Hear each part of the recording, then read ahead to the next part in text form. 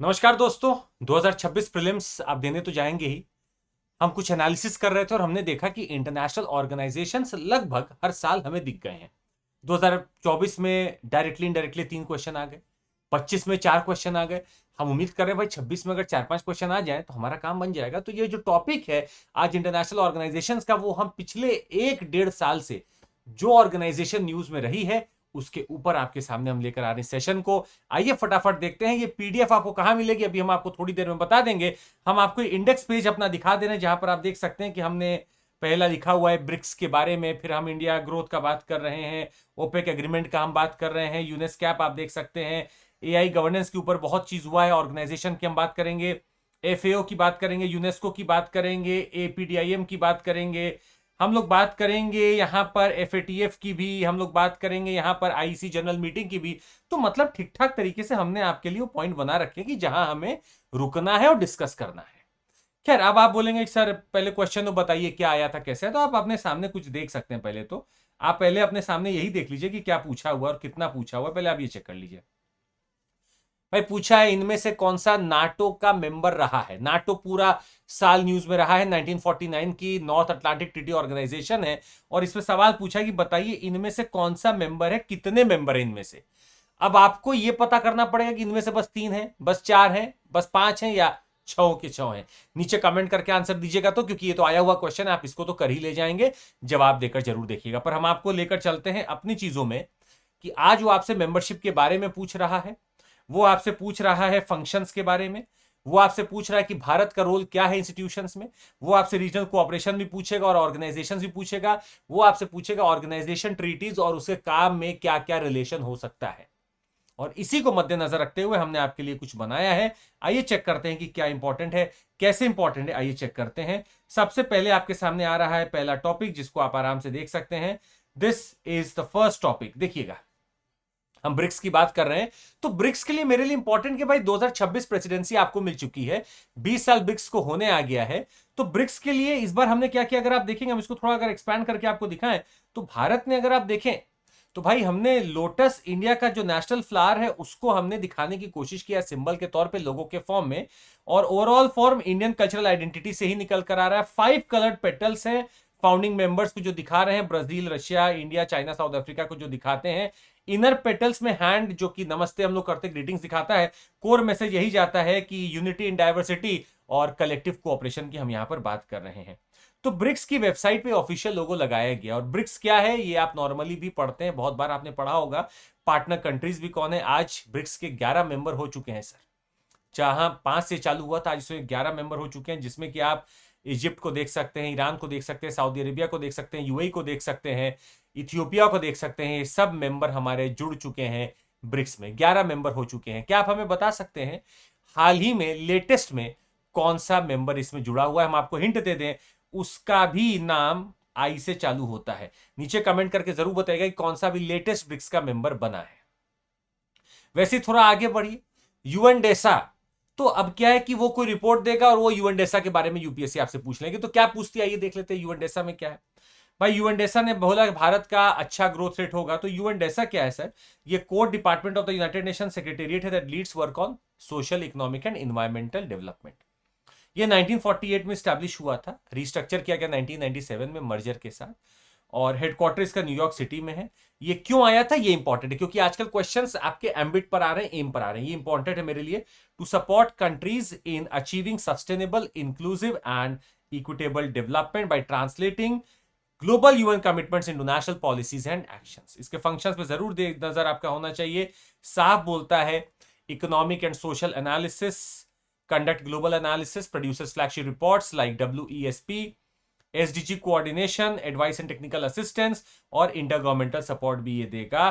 तो इसके रिपोर्ट आप देख सकते हैं। जो WESP है वो अब आपसे पूछा जा सकता है, world economic situation and prospects report कौन देता है? यूएनडेसा देता है। वर्ल्ड सोशल रिपोर्ट कौन देता है? यूएनडेसा देता है। 1948 में बना हुआ है। सस्टेनेबल डेवलपमेंट गोल्स की रिपोर्ट भी देता है और यूनाइटेड नेशंस ई गवर्नमेंट सर्वे भी देता है। तो हमने क्या निकाला कि जब मैं एक टॉपिक को निकाल रहा हूं, देखो भाई ये करंट में चल रहा है, मैंने उसका निकाला। अब हो सकता है टॉपिक का करंट ना पूछे, पर इसका स्टैटिक पूछ ले कि कौन सी रिपोर्ट देता है ना।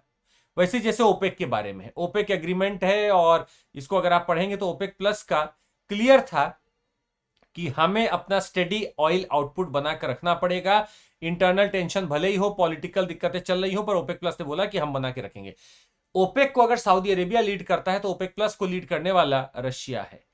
तो हम आपको इसके बारे में थोड़ा सा बताना चाहेंगे सर। ओपेक तो एक पुराना ऑर्गेनाइजेशन बन गया। ओपेक के बारे में पहले आप समझ लीजिए। ओपेक 1960 में बना था, founded in 1960 at Baghdad conference हो रहा था। बगदाद कॉन्फ्रेंस ईरान में हो रहा है, इराक में हो रहा है, कुवैत वहां जुड़ रहा है, और तब ये बनता है। इसमें हेडक्वार्टर इसका जो बन रहा है ओपेक का, this is only going to make कि पूरा भाई हमें ऑयल के ऊपर अपना कार्टेल रखना है। बगदाद कॉन्फ्रेंस में Iran, Iraq, Kuwait, Saudi Arabia, Venezuela मिलते हैं और ये जाकर बनाते हैं। इसका हेडक्वार्टर वियना में है और इसका एम यही है कि भाई पेट्रोलियम प्राइसेस पे अपना मोनोपोली रखना है। तो ओपेक प्लस क्या आ गया? आप लोगों को लगा भाई आज तो रशिया भी है ना जो बड़ा अच्छा लीडर है, तो उसको क्यों नहीं लेंगे? तो बाकी जो लोग बच रहे थे ना, सब अपने जाकर ओपेक प्लस में जुड़ गए हैं यहां पर।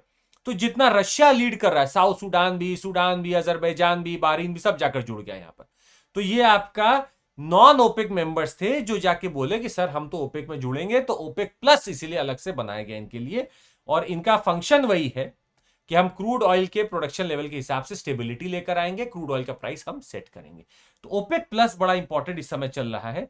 याद रखिएगा 22 ऑयल एक्सपोर्टिंग कंट्रीज है जो कि 2016 में बनती, जिसमें 12 ओपेक के मेंबर्स और 10 नॉन ओपेक मेंबर्स इसमें हैं जो कि ओपेक प्लस बनाते हैं। तो ओपेक प्लस मतलब OPEC plus non OPEC countries. Kimberley process और भारत का रिश्ता पुराना है वैसे तो। किम्बर्ली प्रोसेस आपको बता दे ट्राइपर्टाइट इनिशिएटिव है गवर्नमेंट, डायमंड इंडस्ट्री और सिविल सोसाइटी के बीच में।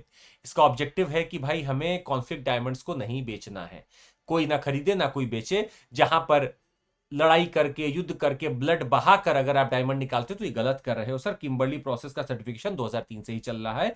भारत इसका मेंबर है। हम इसके थर्ड टाइम चेयर बन चुके हैं। We have become third time chair to this. हम लोग इसका थर्ड टाइम चेयर बन चुके हैं और हम किम्बर्ली प्रोसेस के फाउंडिंग मेंबर भी। यहां क्वेश्चन बनना तय है। वो आपसे क्या पूछेंगे कि भारत पहली बार इसका मेंबर चेयर बन रहा है? नहीं सर, भारत पहले भी बन चुका है ना। भारत पहले भी इसका बन चुका है। आइए आगे बढ़ते हैं। देखिए ऑपरेशन थंडर देखकर हम आपके लिए नहीं लेकर आए हैं। हम आपको लेकर आए हैं कि ऑपरेशन थंडर नहीं है। This is something else that I wanted to talk about. Operation thunder तो आप पढ़ सकते हैं सर यहां पर हम जो आपको दिखाने वाले हैं ये रिलेटेड भी हम आपको बता दें, बायोडायवर्सिटी से रिलेटेड है operation thunder. More than 30,000 live animals along with protected plants and timber have been seized under operation thunder. ये इंटरपोल कर रहा है। कौन कर रहा है ये मेरे लिए इंपॉर्टेंट है। ये बहुत इंपॉर्टेंट पॉइंट है कि कौन कर रहा है ऑपरेशन थंडर। और इसके साथ साथ दो ऑर्गेनाइजेशन जो आपको देने वाले हैं भाई। 134 देश इन्वॉल्व हैं। इंडिया की coordinating agency wild life crime control bureau involve है।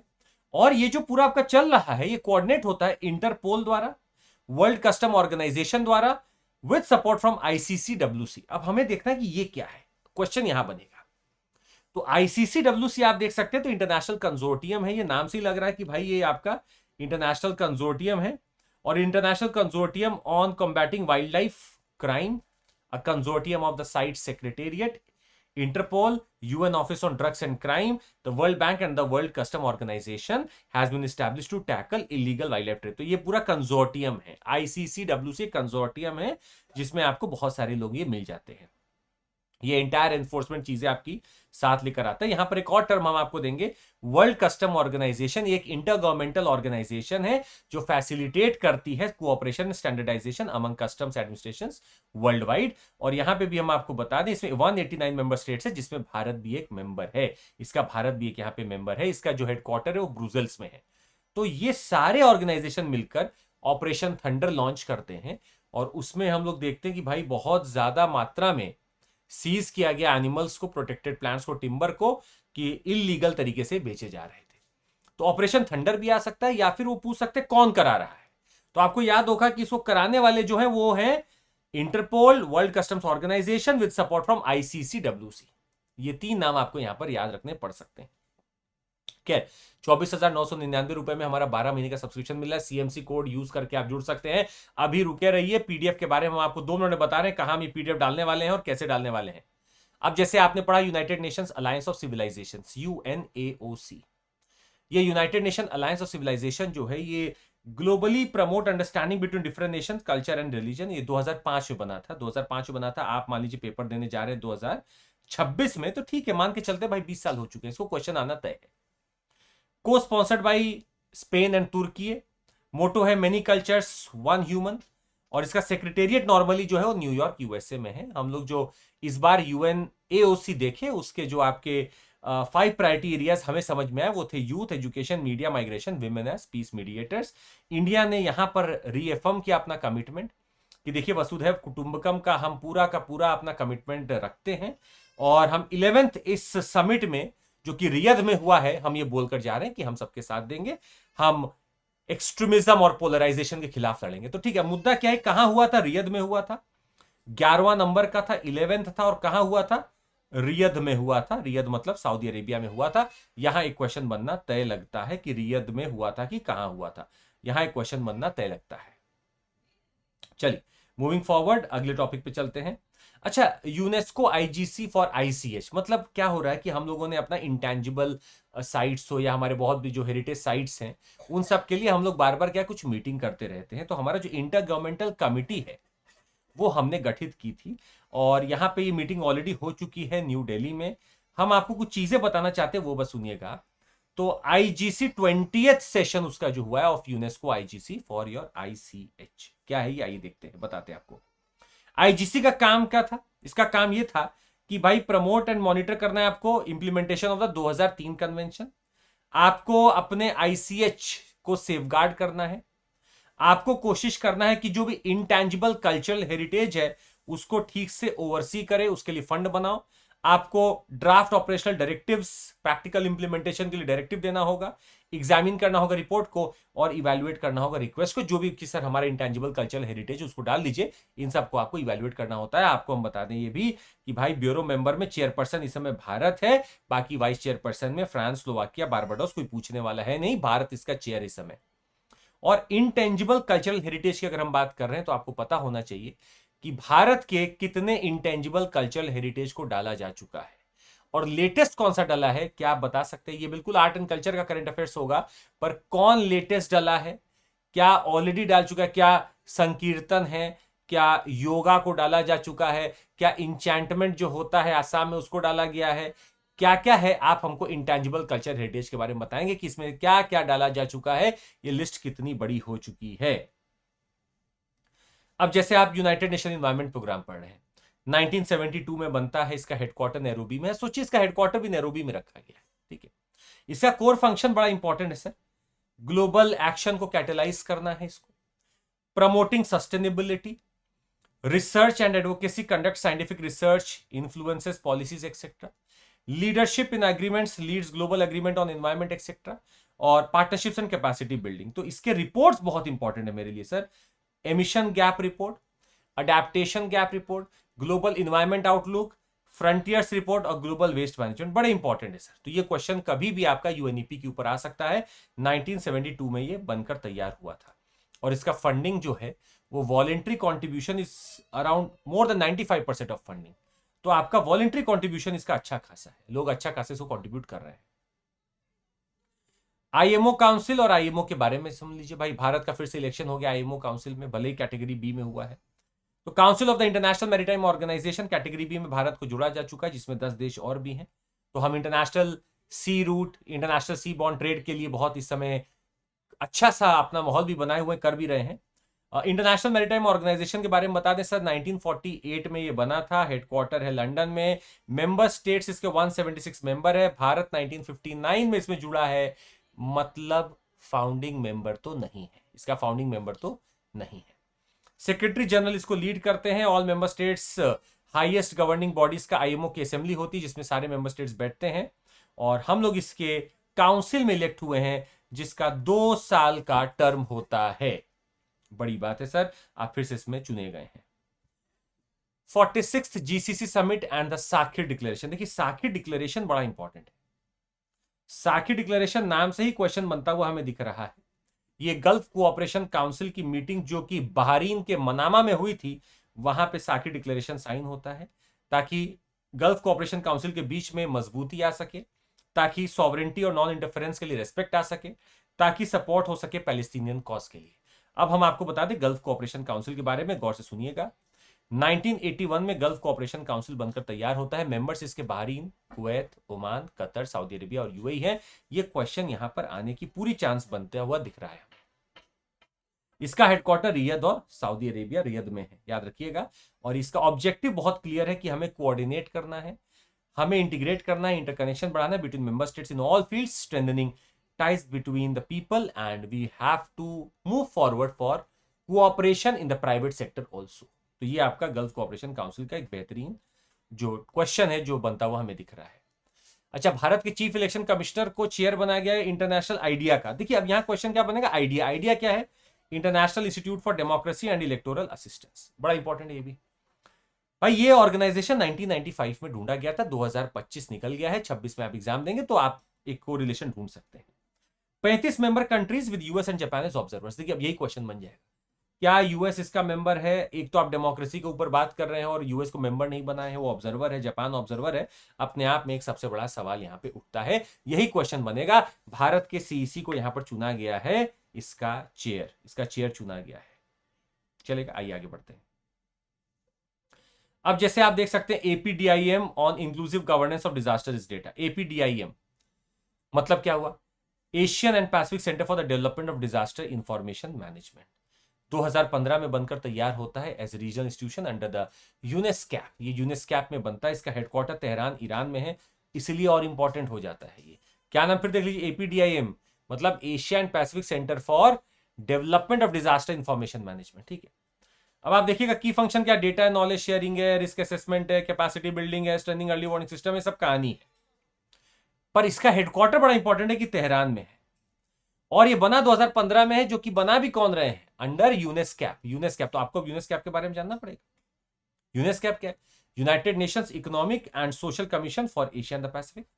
ये कब बना है भाई? 1947 से ही काम कर रहा है एशिया पैसिफिक के लिए, एकदम काम कर रहा है। मेंबरशिप 53 मेंबर स्टेट्स हैं, 9 एसोसिएट मेंबर्स हैं। कहां है इसका हेडक्वार्टर? है बैंकॉक, थाईलैंड। आ गया क्वेश्चन, यूनेस्कैप का क्वेश्चन आने वाला है। मैंडेट क्या है?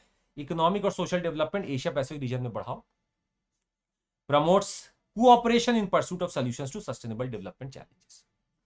और ये मैक्रो इकोनॉमिक पॉलिसी में, ट्रेड, इन्वेस्टमेंट में, ट्रांसपोर्ट में, टेक्नोलॉजी, डिजास्टर रिस्क रिडक्शन में, हर जगह ये अच्छे से काम करता है, कारगर है। हम आपको आइडिया एक और देना चाह रहे थे, जैसे वर्ल्ड आर्टिफिशियल इंटेलिजेंस के ऊपर बहुत सारी सबमिट्स हो रही हैं सर। आपको बता दें यूनेस्को एक ऑर्गेनाइजेशन है और एक लौता ऑर्गेनाइजेशन है जिसने सबसे पहला एआई का ग्लोबल एथिकल फ्रेमवर्क बनाकर दिया है। ये बहुत बड़ा क्वेश्चन है आपके लिए। कौन दिया है? यूनेस्को ने दिया है, किसी और ने नहीं दिया, यूनेस्को ने दिया है। यूएन जनरल असेंबली का रेजोल्यूशन आया safe and secure and trustworthy AI का, ये भी आपको याद रखना होगा। ईयू का आर्टिफिशियल इंटेलिजेंस का अपना एक एक्ट है। ब्लेचली डिक्लेरेशन नॉर्मली आपको याद होना चाहिए, ये सबसे पहला हमारा एआई का समिट हुआ था। फिर सियोल का समिट हुआ है आपका इंडिया एआई इंपैक्ट समिट 2026 में होने वाला है फरवरी में, और इसके ठीक पहले हम पेरिस में करके आ चुके हैं, पेरिस ने हैंडओवर आपको किया। तो चौथा आपके यहां होने वाला है, ब्लेचली, सियोल, पेरिस, और उसके बाद भारत में होने वाला है। खैर, G7 हिरोशिमा प्रोसेस के बारे में आपको बता दें सर, इन्होंने international code of conduct for AI developers बनाने की कोशिश की है। G7 हिरोशिमा एआई प्रोसेस है, ये अलग है, G7 के लिए। हम आपको जो बताना चाहते थे वो है वाइको। वाइको क्या है? वाइको is presented as a global body to govern artificial intelligence, advancing shared rules and cooperation in this field. WICO. It is proposed by Chinese president, proposed a global AI governance body जो Chinese president ने किया था। कब किया था? 2025 के APEC summit में, Asia Pacific economic summit में किया था। इसका नाम है WICO, world artificial intelligence cooperation organisation. It can set governance rules and boost cooperation, making artificial intelligence a public good for the international community. और काफी इनिशिएटिव्स यहां पे आ चुके हैं, पर वाइको नाम याद रखिएगा, एपेक समिट में एकदम लेटेस्ट निकल कर आया है वाइको ऑर्गेनाइजेशन, जो कि प्रपोज किया चाइना ने। तो एपेक की आप बात कर रहे थे, एपेक 2025 का साउथ कोरिया में ग्यांगजू में हुआ है, है ना। और आपको बता दें आउटकम इसका ग्यांगजू डिक्लेरेशन जो रहा है, हालांकि इसको हम आईआर में भी कवर करेंगे डिक्लेरेशन समिट में, हम बस आपको हिंट दे रहे हैं कि इस ऑर्गेनाइजेशन का रिश्ता एपेक समिट से रहा है। एपेक क्या है वो आप देख लीजिएगा सर, 1989 में एपेक बनता है। और क्या हम आपसे यहां सवाल पूछ ले कि एपेक में भारत होगा कि नहीं होगा? इंडिया एपेक का मेंबर नहीं है, याद रखिएगा, India is not a member of APEC. India APEC का मेंबर नहीं है। बाकी आप देख लेंगे एक बार, यहां पर 21 मेंबर इकोनॉमीज है जो इसके मेंबर हैं। 29.5 बिलियन पीपल आप देख सकते हैं यहां पर। 48% ऑफ वर्ल्ड्स जीडीपी, मतलब ये फैक्ट वैसे गलत होगा यहां पर, ये आपका this is a wrong fact that is written here. आपको बता दें 48% of world GDP and 48% of world trade in 2021 को यही कमांड कर रहा था। पॉपुलेशन अभी आप छोड़ दें इसका। आइए आगे बढ़ते हैं। याद रखिएगा India is not a member, India is not a member to this APEC. अब क्वेश्चन मान लीजिए सोफा है। सोफा क्या, state of food and agriculture report है। ये कौन देता है ये भी आपको पता होना चाहिए। भाई हाल ही में एफएओ ने, फूड एंड एग्रीकल्चर ऑर्गेनाइजेशन ने इस रिपोर्ट को दिया। तो अब मेरे लिए सब इंपॉर्टेंट होता है, एफएओ भी इंपॉर्टेंट हो जाता है। इसने बोला nearly 1.7 billion people in regions with shrinking agriculture output due to degradation, India among highest yield losses, हमारे सबसे ज्यादा यील्ड लॉस हो रहा है। इसने बोला 2001 से 23 तक total agriculture land fell by 78 million hectare, 2% global decline हुआ है। Agriculture expansion is primary driver of global deforestation. Global deforestation का सबसे बड़ा जो कर रहा है, गुनेगार है, वो है आपका एग्रीकल्चर का बढ़ना। 3.6 मिलियन हेक्टेयर क्रॉपलैंड को अबैंडन कर दिया गया globally. Reversing 10% of degradation could feed 154 million more people. Vulnerability hotspot अगर आप देखें तो degradation, poverty and food insecurity intersect कर रहे हैं यहां पर। बहुत सारे फैक्ट हैं यहां पर अपने को इतना याद रखना नहीं है। भारत का सबसे बड़ा हाईएस्ट यील्ड लॉसेस दिखा रहे हैं सोफा रिपोर्ट। और इस टेस्ट सीरीज के बारे में हम आपको बता देते हैं, 1999 में एक रिवीजन टेस्ट सीरीज हमारी चल रही है, उसको आप देख सकते हैं। यहाँ पर आपका 2500 से ज्यादा हाई क्वालिटी प्रीलिम्स क्वेश्चंस रहेंगे, 8 सब्जेक्ट वाइज रहेंगे और 22 फुल लेंथ टेस्ट रहेंगे। सीएमसी कोड है, आप ले सकते हैं। हम सोफा को कंटिन्यू करें और एफएओ पे आ रहे हैं। याद रखिएगा एफएओ पे एक क्वेश्चन बन सकता है सर, 1945 का ही ये भी ऑर्गेनाइजेशन है, अक्टूबर 1945 में ही बनता है और इसका हेडक्वार्टर रोम में है, याद रखिएगा। और कहानी इसकी यही है कि भाई इसको इंश्योर करना है food security for all by promoting sustainable agriculture growth, eliminating hunger, ensuring peace, access to safe nutrition and sufficient food. ठीक, कोर फंक्शन वही है। ग्लोबल पॉलिसी लीडरशिप लो, international food and agriculture policies में technical assistance दो, research and data दो, report दो कि कहां पे क्या यील्ड की कमी है, कहां पे कहां भूखमरी आ सकती है। कैपेसिटी बिल्डिंग, ट्रेन करो फार्मर्स को, इंस्टीट्यूशंस को for sustainable food systems. Humanitarian response, partnering with the world food programme और हंगर क्राइसिस को एड्रेस करो। ये है एफएओ। ठीक, इसके ऊपर एक और खबर आएगी सर, जो हम लोग बात करेंगे कोडेक्स एलिमेंटेरियस का, तब आएगा ये हमें जानबूझकर बड़ा इंपॉर्टेंट लग रहा था कि सब्सिडियरी बॉडी बनी on article 8J and other provisions of SB 8J। क्या है आइए देखते हैं सर। तो first meeting issued recommendation on its functioning to ensure meaningful IPLC participation in CBD decision making. क्या है ये? कन्वेंशन ऑन बायोलॉजिकल डाइवर्सिटी है। और जो आप देख रहे हैं IPLC, वो है sir indigenous people and local community का participation. First permanent body of its kind under any multilateral environmental agreement. कौन सा अग्रीमेंट है sir? CBD, convention on biological diversity. It is established by the COP of Convention on Biological Diversity at its 16th meeting in Kali, October 2025. काली कहां है नीचे comment करके बताइएगा। कहीं काली नाम सी वाली कंट्री में तो नहीं है, जरा कमेंट करके बताइएगा। तो article 8J refers to traditional knowledge, innovation and practices और SB 8J ensures its implementation। तो एक गवर्निंग बॉडी बनाई गई है कि इंडिजिनस नॉलेज को कैसे प्रिजर्व करना है, कैसे IPLC मैटर्स को उठाना है, इसके लिए बॉडी बनाई गई है। और ये कार्टागेना और नगोया प्रोटोकॉल जो कि CBD के हैं उसको प्रमोट करने के लिए ही है। Track progress of the Kunming Montreal biodiversity framework also. तो बड़ा इंपॉर्टेंट है IPLC को, मतलब इंडिजिनस पीपल और जो लोकल कम्युनिटी, उसको बहुत तवज्जो आजकल दी जा रही है। वो इसीलिए कि भाई वो कहीं लूज ना हो जाए, कहीं लॉस्ट फील ना करें, इसलिए दी जा रही है। चलिए, तो हमने आपको 2-3 चीज बताया भाई। यूनेस्को का नाम बार बार आ रहा है, यूनेस्को आ सकता है सवाल अपने आप में। यूएस भी विड्रॉ कर चुका है यूनेस्को से। 9 भारत के सिटीज जो ऑलरेडी हमारे गैस्ट्रोनॉमी या यूनेस्को के क्रिएटिव सिटीज का नेटवर्क है, वो आपके सामने इस समय दिख रहे हैं आपको। कोझिकोड, ग्वालियर। गैस्ट्रोनॉमी में देखिए हैदराबाद भी है। हम आपको ये क्यों बता रहे हैं? क्योंकि लखनऊ को लेटेस्ट ऐड किया गया है अभी। तो यूनेस्को का आपको हम क्रिएटिव सिटी नेटवर्क बता दें सर। ये यूनेस्को का एक प्रोजेक्ट है जो उन सिटीज को जहां पर क्राफ्ट हो, फिल्म हो, मीडिया हो, गैस्ट्रोनॉमी हो, मतलब खाने का बढ़िया सेंस हो, उसको ये अपने बढ़िया नेटवर्क में जोड़ लेता है। यूनेस्को का क्रिएटिव सिटीज नेटवर्क किसका है? यूनेस्को का है।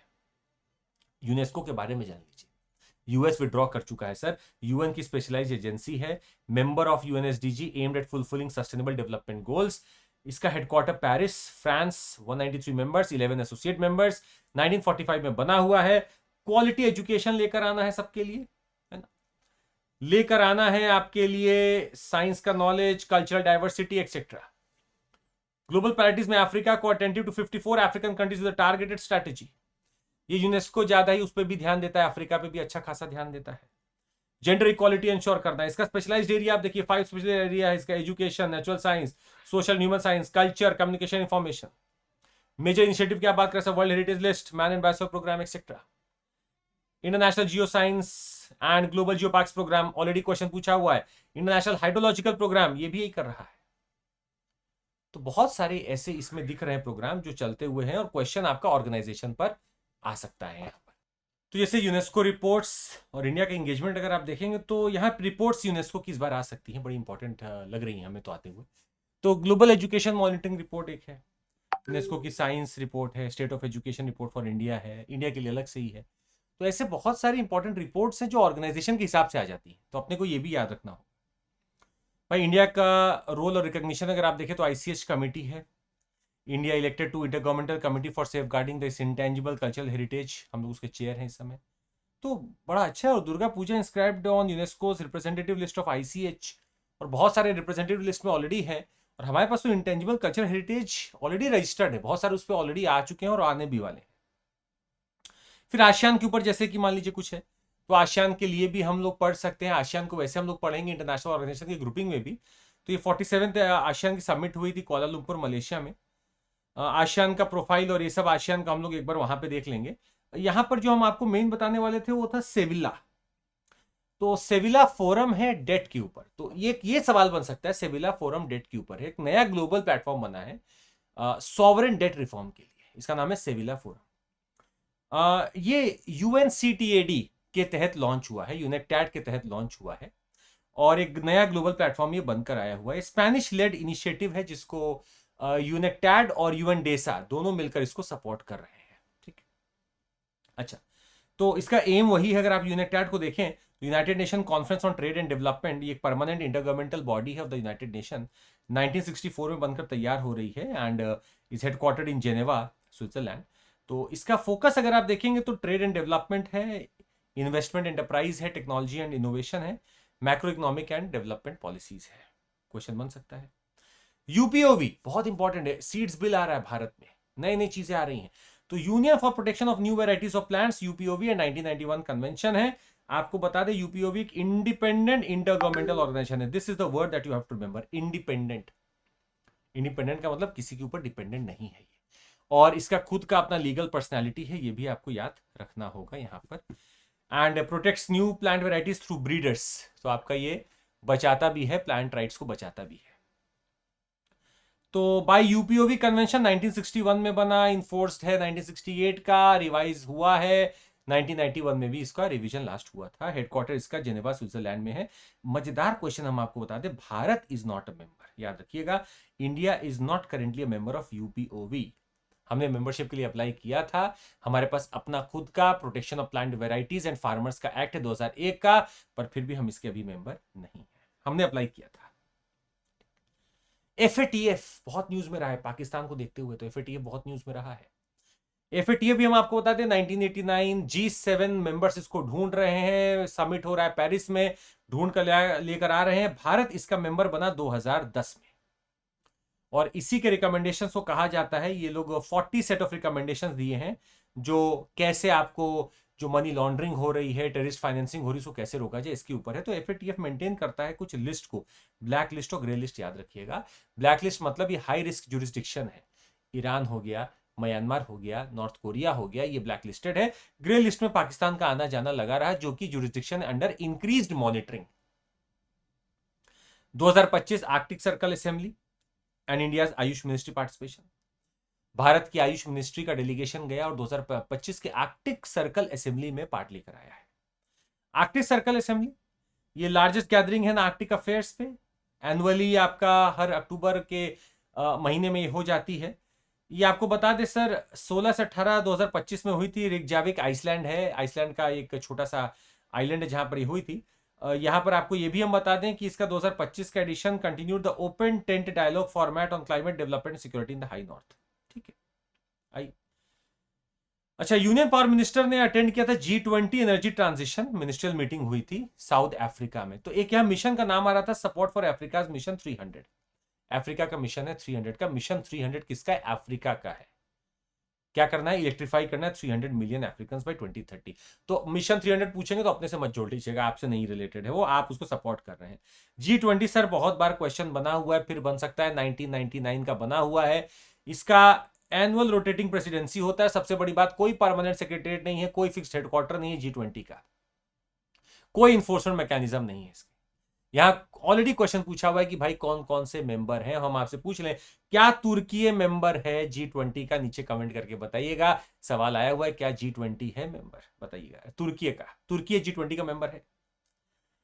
इंटरनेशनल सिविल एविएशन ऑर्गेनाइजेशन और इंडिया का री इलेक्शन, इंडिया फिर से रिलेक्ट हो गया है, पार्ट 2 ऑफ द ICAO, बहुत बड़ी बात है।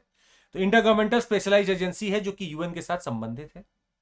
1947 में बनती by the convention on international civil aviation और हेडक्वार्टर इसका मॉन्ट्रियल कनाडा है।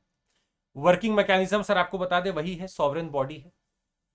193 मेंबर स्टेट जितने हैं सब इसके आईसीयू असेंबली में आते हैं, बैठते हैं। काउंसिल इसकी 36 मेंबर की होती है जिसको हेड करते हैं सेक्रेटरी जनरल। ठीक, इंडिया फाउंडिंग मेंबर है आईसीएओ का, बहुत इंपॉर्टेंट क्वेश्चन बन सकता है। और हम लोग इसके वापस से रिइलेक्ट हो गए to part 2 of the ICA council. WTO का एक्चुअली एक अग्रीमेंट है जो कि फिशरीज सब्सिडीज को लेकर है। ये तो क्वेश्चन हो सकता है, हम आगे पढ़ेंगे जब हम लोग सब्सिडीज और कन्वेंशन की बात करेंगे। तो ये तो एक है ही, पर WTO अपने आप में एक इंपॉर्टेंट क्वेश्चन बनेगा सर, बहुत इंपॉर्टेंट बनेगा भाई। आप अगर सिंपल सा भी देखें 1995 एवोल्यूशन अगर आप देखें इसका भाई, आपका 1945, फिर गैट 1947, उरुग्वे राउंड 1986 टू 94 चला, WTO का एरा 1995 ऑनवर्ड्स आता है, माराकेश एग्रीमेंट आपका है। गैट के मेंबर हम 1948 से हैं और 1995 में हम इसके फाउंडिंग मेंबर बनते हैं। बहुत सारी चीजें सर। और आपको बता दें इसका एक बड़ा अच्छा प्रोसेस है भाई। डिस्प्यूट सेटलमेंट का पहले कंसल्टेशन होता है, पैनल स्टेज होता है, अपील स्टेज होता है, फिर अडॉप्शन होता है। अभी क्राइसिस क्या चल रहा है, जो इनका एपेलेट बॉडी है, जो यहां पर अपील के समय आप जाते हैं वहां पर यूएसए अपने आदमी को भेजने ही नहीं दे रहा है। तो यही सबसे बड़ा दिक्कत आ जाता है इंटरनेशनल ऑर्गेनाइजेशन में। मिनिस्ट्रियल कॉन्फ्रेंस इसकी हाईएस्ट बॉडी होती है जो हर 2 साल में मिलती है। जनरल काउंसिल मिलती रहती है और जनरल काउंसिल के तहत ही काउंसिल फॉर गुड्स सर्विसेज और ट्रिप्स भी होती है। हम 89th आईईसी जनरल मीटिंग को होस्ट करने वाले हैं। आइए देखते हैं कि ये क्या है, क्यों इंपॉर्टेंट है, आइए समझते हैं, आइए देखते हैं। तो हम लोग बात कर रहे हैं भाई इलेक्ट्रिक की। तो electrical, electronic and related technologies की जो भी कमीशन की चीजें होती हैं वो पूरा स्टैंडर्ड सेटिंग जो है वो आईईसी ही करता है, ये अपने को याद रखना है। Functions, develops international standards and promotes harmonised technical rules है। और हम लोग इसके अभी फिलहाल होस्ट करने वाले 89th आईईसी जनरल मीटिंग को हम लोग होस्ट करने वाले हैं। 4th टाइम आफ्टर 1960, 1997 एंड 2013 के बाद हम लोग इसको करने वाले हैं। Same goes with universal postal union और इंडिया का री इलेक्शन फिर से हुआ है। तो यहाँ पे पोस्टल यूनियन मेरे लिए इंपॉर्टेंट है, स्पेशलाइज यूएन एजेंसी, याद रखिएगा। और इंडिया का रोल है reelection to this again means कि हम लोग सर वापस से आ रहे हैं। तो ऐसा नहीं कि पहली बार आ रहे हैं, हम लोग पहले भी आ चुके हैं, इसमें वापस से हम लोग आ रहे हैं। वर्ल्ड स्पाइस ऑर्गेनाइजेशन, हमें लगता है कि वो आपसे पूछ सकते हैं कि बताइए कहां बना था। वर्ल्ड स्पाइस ऑर्गेनाइजेशन आपको बता दें भारत में ही बना था। ये बात है not for profit organisation established in 2011 in Kochi, Kerala. So it is registered under Travancore Cochin Literary Scientific and Charitable Societies Act of 1956. Focus area, stakeholders से बात करना। स्पाइसेस ऑर्गेनाइजेशन है तो आपका फूड सेफ्टी के ऊपर बात करना है, स्टैंडर्ड क्या होना चाहिए इंडस्ट्री का उसके ऊपर बात करना है, ये सारा आपका। इकोवास एक बड़ा नाम है, आईआर में भी हम लोग पढ़ेंगे। तो विड्रॉल हो गया माली का, बुर्किना फासो का और नाइजर का इकोवास है। इकोवास सर 1975 में बनता है। ये लैगोस है, इसको कई बार लैगोस की ट्रीटी से भी कहा जाता है। लैगोस की ट्रीटी इसी के लिए जिम्मेदार है बनाने के लिए। हेडक्वार्टर्स का अबूजा नाइजीरिया है। 15 मेंबर स्टेट्स इसमें माने जाते हैं। और ये इकोवास क्या हो गया आपका, जो इकोनॉमिक कम्युनिटी है of the west African states, उसकी इकोनॉमिक कम्युनिटी है ये। WMO पे भी एक सवाल आ सकता है। 2024 को वार्मेस्ट ईयर का दर्जा दिया गया, तो एक सवाल हमें यहाँ बनता हुआ दिख रहा है। WMO क्या है? यूएन की स्पेशलाइज एजेंसी है, याद रखिएगा।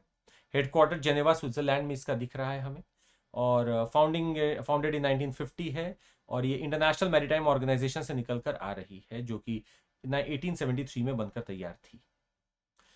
मदन बी लोकूर को, जो कि हमारे रिटायर्ड जज सुप्रीम कोर्ट को, उनको बनाया गया chairperson of the United Nations international justice council for 4-year term. इस जस्टिस काउंसिल के बारे में आपको बता दें, it was established by the UN general assembly to ensure independence, professional accountability in administration of justice system of the UN.